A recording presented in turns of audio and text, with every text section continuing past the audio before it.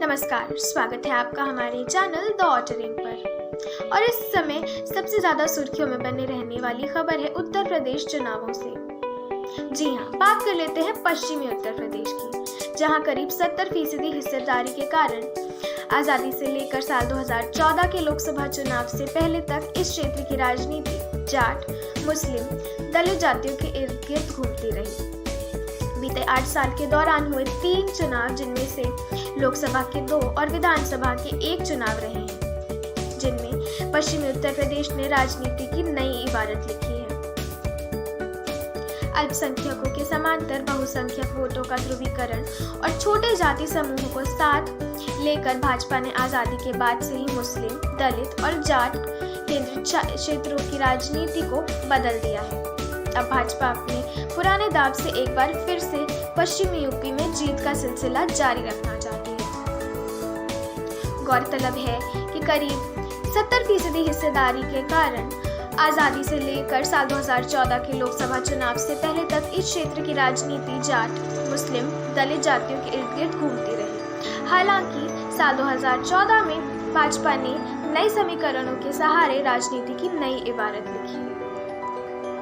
Party ने न सिर्फ अल्पसंख्यक मुसलमानों के खिलाफ बहुसंख्यकों का समांतर ध्रुवीकरण कराने में कामयाब रही, बल्कि दलितों में भी सबसे प्रभावी जाट बिरादरी के खिलाफ अन्य दलितों जातियों का समांतर ध्रुवीकरण कराने में कामयाब रही। पार्टी ने पश्चिम उत्तर प्रदेश में अब तक 108 सीटों पर उम्मीदवार खड़े किए हैं। इनमें से 64 टिकट ओबीसी और दलित बिरादरियों को दिए हैं। दरअसल इसके जरिए भाजपा पहले की तरह गैर यादव, ओबीसी, गैर जाटव दलितों को साथ रखना चाहती है। इसलिए पार्टी ने कई टिकट गुर्जर, सैनी, कहार, कश्यप, वाल्मीकि बिरादरी को दिए हैं। सैनी बिरादरी 10 तो गुर्जर बिरादरी 2 दर्जन सीटों पर प्रभावी संख्या में है। कहार कश्यप जाति के मतदाताओं की संख्या 10 सीटों पर बेहद प्रभावी है। बीते चुनाव में रणनीति की कमान वर्तमान गृह मंत्री अमित शाह के हाथों में थी। तब इसी क्षेत्र से कैराना से हिंदुओं के कथित पलायन के मुद्दे को भाजपा ने जोरों शोरों से उठाया था। बहुसंख्यक मतों का सफलतापूर्वक ध्रुवीकरण मिला।